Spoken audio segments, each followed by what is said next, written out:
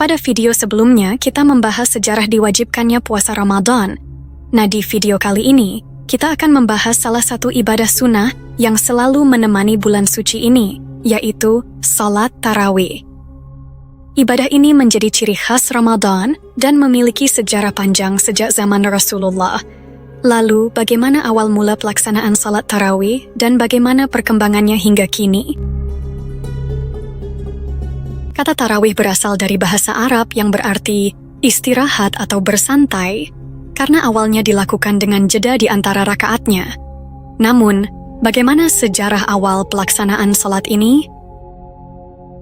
Pada malam 23 Ramadan tahun kedua Hijriah, Rasulullah untuk pertama kalinya menunaikan salat tarawih. Tahun itu juga merupakan tahun pertama diwajibkannya puasa Ramadan. Setelah menyelesaikan salat Isya di Masjid Nabawi, Rasulullah tidak langsung pulang ke rumah. Beliau tetap berdiri di masjid dan mulai melaksanakan salat sendirian. Namun beberapa sahabat yang masih berada di masjid melihat Rasulullah berdiri dalam kekhusyuan. Mereka merasa terdorong untuk ikut, lalu berdiri di belakangnya dan mengikuti setiap gerakan beliau. Rasulullah tidak menegur, tidak pula menyuruh mereka. Setelah selesai, beliau pun kembali ke rumah, tanpa memberikan perintah atau komentar apapun tentang apa yang baru saja terjadi. Momen ini menjadi awal mula dari salah satu tradisi ibadah Ramadan yang diteruskan oleh umat Islam hingga hari ini. 2 hari kemudian, tepatnya tanggal 25 dan 27 Ramadan, Rasulullah kembali melaksanakan salat tarawih di masjid pada waktu yang sama. Kali ini, jumlah sahabat yang ikut semakin bertambah. Kabar tentang salat malam yang beliau lakukan pun mulai menyebar, dan makin banyak orang yang ingin turut serta. Melihat pola ini, para sahabat menduga bahwa Rasulullah akan terus melaksanakan salat tarawih di malam-malam ganjil, seperti tanggal 23, 25, dan 27 Ramadan. Maka, ketika malam ke-29 tiba, Masjid Nabawi kembali dipenuhi kaum muslimin. Mereka datang dengan penuh harap, berharap dapat melaksanakan salat tarawih berjamaah bersama Rasulullah. Namun, malam itu berbeda. Rasulullah tidak datang ke masjid hingga waktu subuh tiba. Para sahabat yang sudah menunggu sejak azan Isya pun merasa heran. Ketika pagi menjelang, mereka pun bertanya, "Wahai Rasulullah, mengapa semalam engkau tidak datang untuk salat tarawih? Kami semua sudah menunggu." Dengan penuh kebijaksanaan, Rasulullah menjawab, "Aku sengaja tidak datang karena khawatir salat tarawih akan diwajibkan kepada kalian. Oleh karena itu, mulai sekarang, aku akan salat tanpa banyak makmum.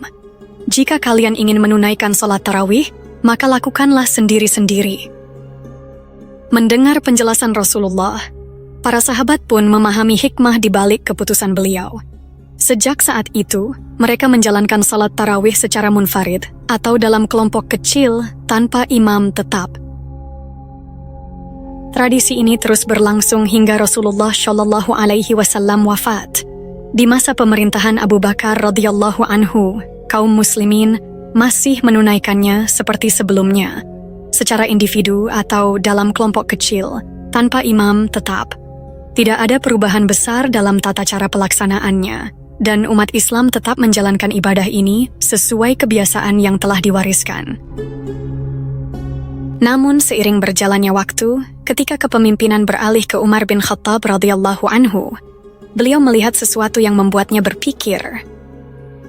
Pada suatu malam di bulan Ramadan, Umar mendapati kaum muslimin saling berpencar dalam salat tarawih.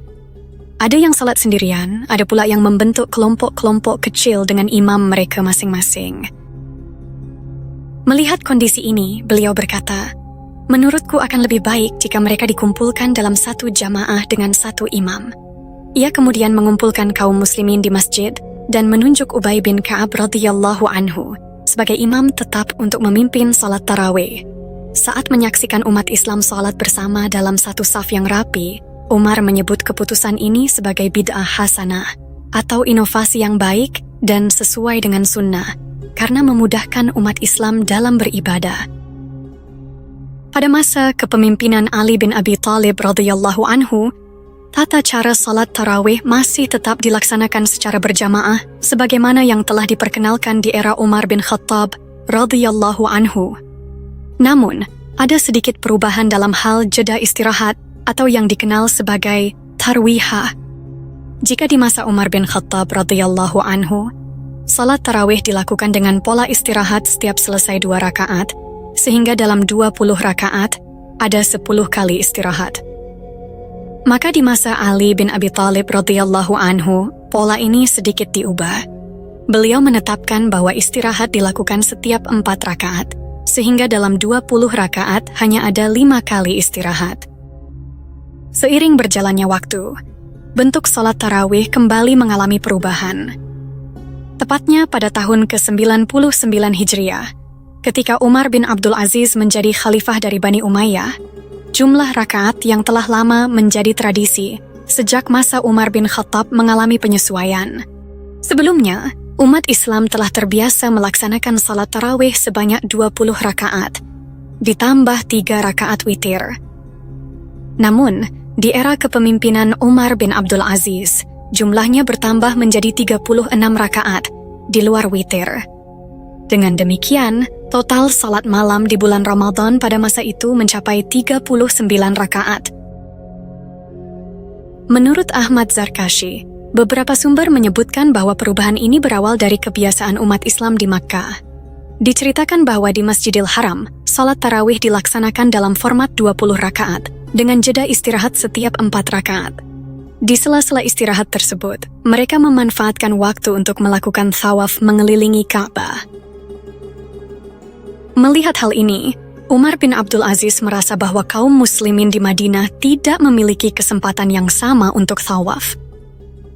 Oleh karena itu, sebagai bentuk kompensasi, jumlah rakaat salat tarawih di Madinah ditambah menjadi 36 rakaat, agar mereka tetap memiliki keutamaan ibadah yang sebanding dengan muslim di Mekah.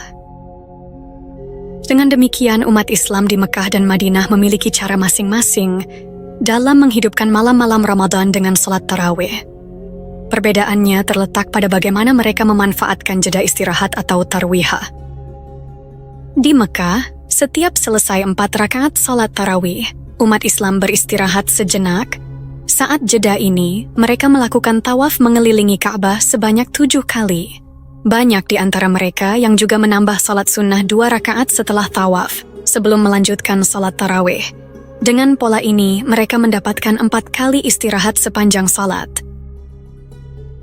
Namun, di Madinah, tidak ada Ka'bah yang bisa mereka kelilingi untuk tawaf. Hal ini menjadi perhatian Umar bin Abdul Aziz. Ia merasa bahwa kaum muslimin di Madinah seharusnya juga mendapatkan keutamaan seperti mereka yang berada di Mekah. Oleh karena itu, ia mencari cara agar ibadah di Madinah tidak kalah nilainya dibandingkan dengan ibadah di Masjidil Haram. Akhirnya, Umar bin Abdul Aziz memutuskan untuk menambah jumlah rakaat salat tarawih di Masjid Nabawi sebagai pengganti tawaf yang dilakukan oleh umat Islam di Makkah. Di Makkah, setiap jeda dilakukan 4 kali, dan pada setiap jeda itu mereka bertawaf. Sebagai gantinya, di Madinah, Umar bin Abdul Aziz menambah 4 rakaat salat setiap kali jeda. Dengan perhitungan, 4 rakaat dikali 4 jeda sama dengan 16 rakaat tambahan, sehingga jumlah salat tarawih yang sebelumnya 20 rakaat bertambah menjadi 36 rakaat. Jika ditambah 3 rakaat witir, maka totalnya menjadi 39 rakaat di Masjid Nabawi. Inilah asal-usul kenapa di Madinah jumlah rakaat salat tarawih berkembang menjadi lebih banyak dibandingkan di Mekah. Perubahan ini mencerminkan semangat para pemimpin Islam dalam menjaga nilai ibadah dan memberikan keseimbangan bagi kaum muslimin di berbagai tempat. Pada zaman Rasulullah, jumlah rakaat salat tarawih tidak ditetapkan secara baku. Dalam beberapa riwayat, Rasulullah melakukan 8 rakaat dan diakhiri dengan witir 3 rakaat. Namun, pada masa Khalifah Umar bin Khattab, jumlah rakaat yang umum dikerjakan adalah 20 rakaat.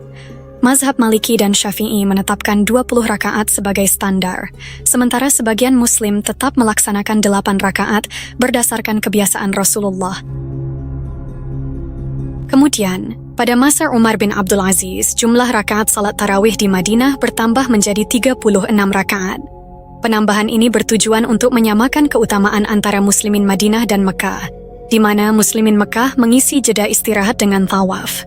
Seiring berjalannya waktu, umat Islam di berbagai wilayah tetap menjalankan salat tarawih dengan jumlah rakaat yang bervariasi sesuai dengan tradisi dan pemahaman masing-masing. Meskipun ada perbedaan dalam jumlah rakaat dan cara pelaksanaannya di berbagai daerah, ada yang melaksanakan 8, 20, bahkan 36 rakaat. Semuanya memiliki dasar dalam ajaran Islam. Salat ini dapat dilakukan secara berjamaah di masjid atau sendiri di rumah, sebagaimana yang pernah dilakukan oleh Rasulullah. Yang terpenting bukanlah jumlah rakaatnya, tetapi bagaimana kita menjaga keikhlasan dan semangat dalam beribadah. Ramadan adalah kesempatan untuk lebih dekat kepada Allah, dan salat tarawih adalah salah satu bentuk ibadah yang dapat menghidupkan malam-malam penuh keberkahan ini. Ramadan bukan hanya tentang menahan lapar dan dahaga, tetapi juga tentang memperbanyak amal kebaikan. Salat tarawih adalah salah satu cara kita mendekatkan diri kepada Allah, memohon ampunannya, dan meraih keberkahan yang melimpah. Semoga kita semua diberikan kekuatan untuk istiqamah dalam menjalankan ibadah ini dan mendapatkan pahala yang berlipat ganda. Terima kasih sudah menonton. Semoga video ini bermanfaat dan menambah wawasan kita semua. Sampai jumpa di video selanjutnya.